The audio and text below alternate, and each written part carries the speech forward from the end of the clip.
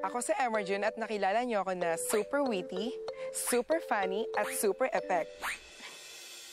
Pero nakita niyo rin ang isang side ng pagkatao ko, takot dahil hindi ako biritero. At alam ko na kailangan kong harapin yung takot ko. Pero nakasali na rin ako ng singing contest sa school lang namin.